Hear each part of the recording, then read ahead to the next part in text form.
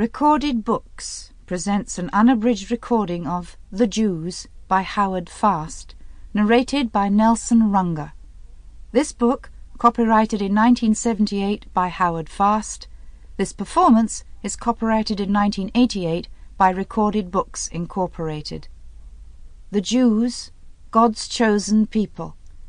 4,000 years have passed since the Bene Yisrael, the confederation of tribes that comprised the original children of Israel, scratched a harsh nomadic existence from the deserts of the Sinai. They spent century upon century wandering from Israel to Europe to America, hated and dispossessed.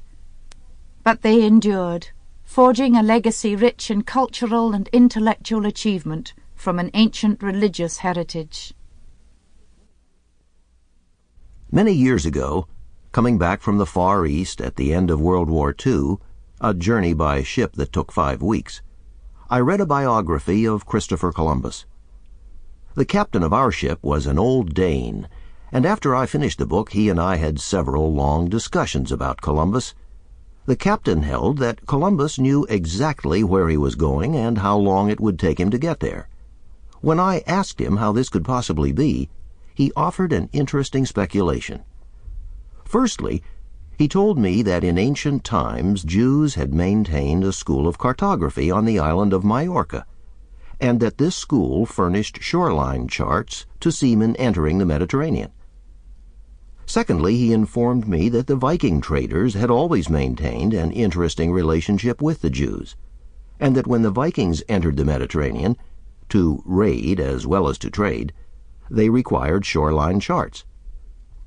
Thirdly, he drew the conclusion that in exchange for their charts, the Vikings had given the Jewish cartographers charts of their explorations to North America, and that subsequently Columbus had access to these charts. All of this was highly speculative, but completely fascinating. This old Danish sea captain had his own view of history. It was the voyager's view.